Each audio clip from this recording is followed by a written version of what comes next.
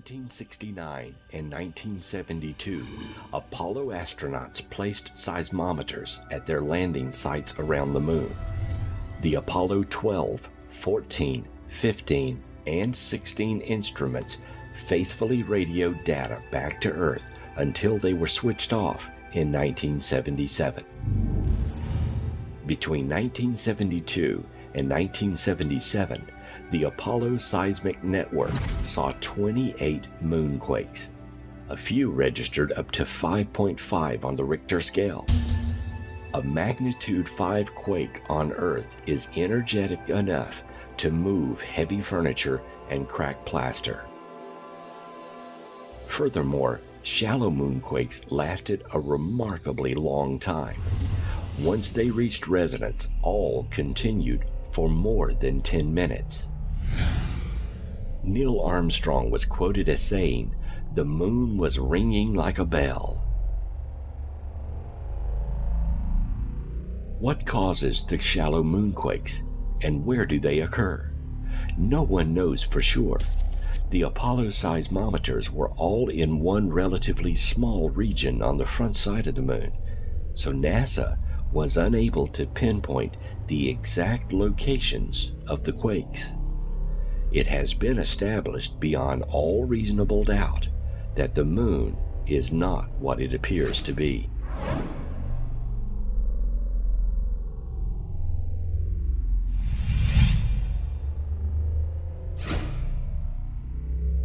Two Soviet scientists, Mikhail Vasin and Alexander Shubrakov, have spent much of their careers examining the facts compiled on lunar phenomenon.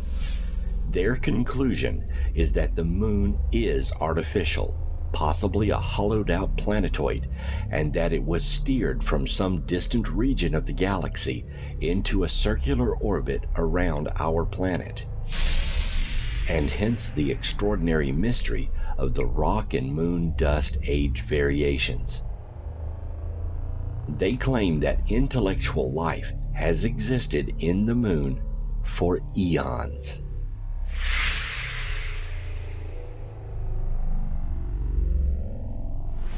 Spaceship Moon is the brainchild of two Soviet researchers, but many others agree with the theory, including NASA scientists at JPL and an Oxford University physicist.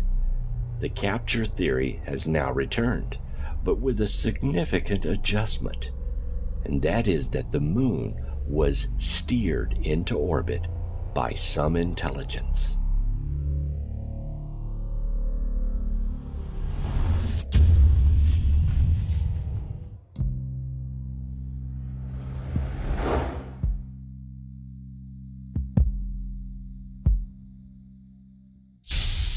During one of the Apollo moon landings, several television viewers wrote to NASA explaining that they spotted one of the astronauts pick up what appeared to be a glass bottle and remark, "My God, I don't believe it, look at this." Then the television screen went blank. If true, this suggests a government cover-up. Other viewers observed the extreme difficulty astronauts had when drilling down a few inches into the moon's surface, and that when the drill bit was pulled out, metal shavings were visible. Rocks were found to contain brass, mica, titanium, and elements uranium-236 and neptunium-237, not previously found in nature.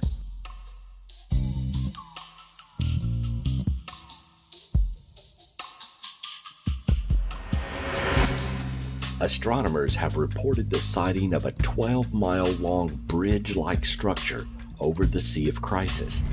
This report was published in 1954 by John O'Neill, and in the 1950s, astronomer Morris K. Jessup claimed that UFOs had bases on the moon, and so does the government. Why was the moon directed to retain continuously a dark side? A side of the moon we never see.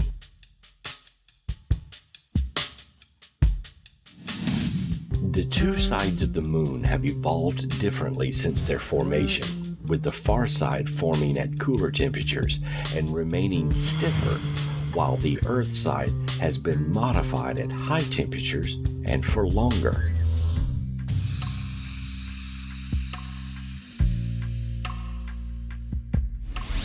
Why the difference? Perhaps one side was exposed to more forward pressure during flight?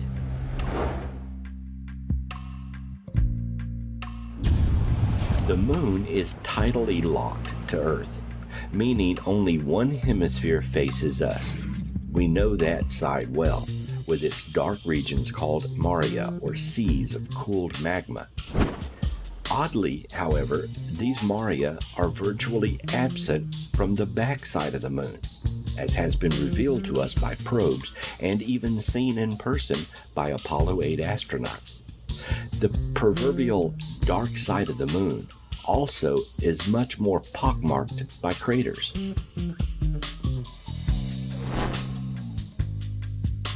The starkly different hemispheres have been partly explained by the far side having a crust roughly 9 miles thicker than that of the near side. Astronauts found it extremely difficult to drill into the surface of these dark plain-like areas. Soil samples were loaded with rare metals and elements. This dumbfounded scientists because these elements require tremendous heat, approximately 4,500 degrees Fahrenheit, to melt and fuse with the surrounding rock. Samples brought back to Earth by both Soviet and American space probes contain pure iron particles. The Soviets announced that pure iron particles brought back by remote-controlled lunar probe Zond 20 have not oxidized even after several years on Earth. Pure iron particles that do not rust are unheard of in the scientific world, although there is a solid iron pillar of unknown age in New Delhi, India, that has never rusted, and no one knows why.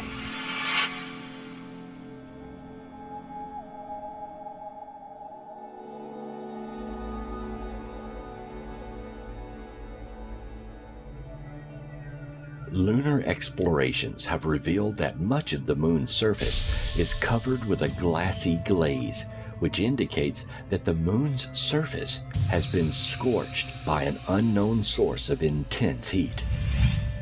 As one scientist put it, the moon is paved with glass. The expert analysis shows that this did not result from massive meteor impacts.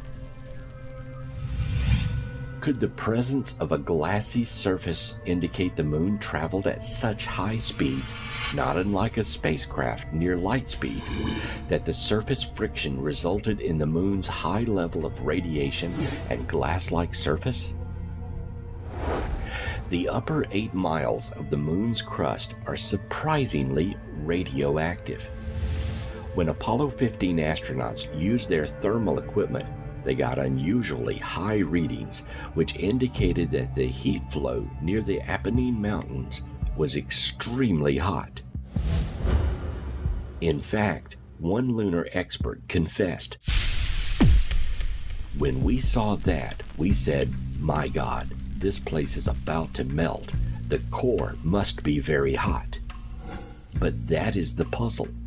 The core is not hot at all, but cold, which only fits if the moon is hollow."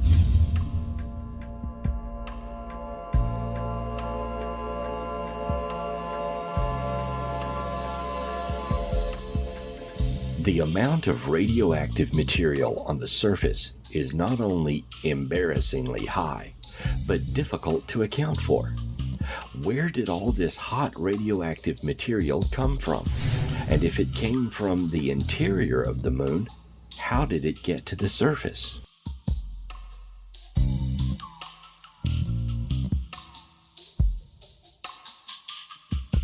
Is it possible that extraterrestrials are still living on or within the moon?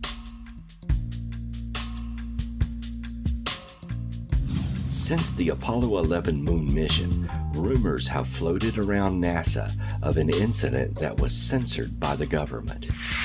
The incident involved NASA astronaut Neil Armstrong reporting to have seen UFO spacecraft on the leading edge of a crater on the moon.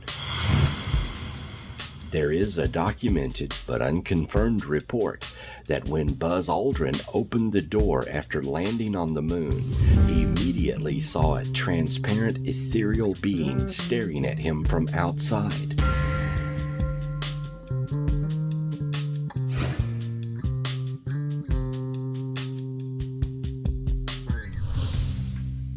Allegedly, the NASA Houston flight director has said that there was a public and secret private ASA radio frequency between the moon lander and mission control, and that a conversation took place during a mysterious 2-minute interruption in public transmissions.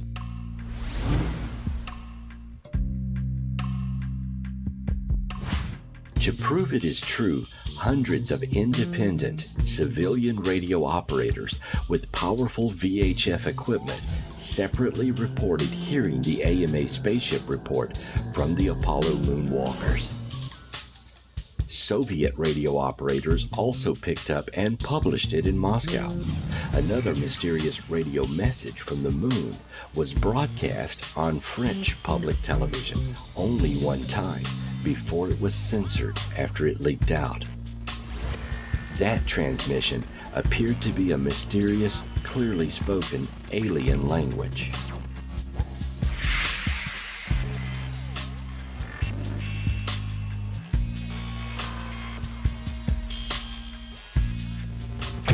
The famous French historian and author Robert Giraud published the transmission, which has been suppressed in the United States. It came from U.S. astronaut Worden, who transmitted it to NASA, and expert linguists have been unable to translate the message. Then there are the images. For decades, observers on Earth and probes sent to the moon, as well as the astronauts themselves, have produced photographs that appear to show very strange anomalies on the moon. Images of structures on the moon have cropped up since the invention of space photography. What are these structures? Who built them? Are they leftover artifacts from some ancient culture? Are currently operating facilities still active on the moon today? Many of these structures emit lights or appear to move. Some are impossibly large, while others leave tracks across the moon's surface. And why is it that no one in an official capacity will admit the obvious when asked about these anomalies?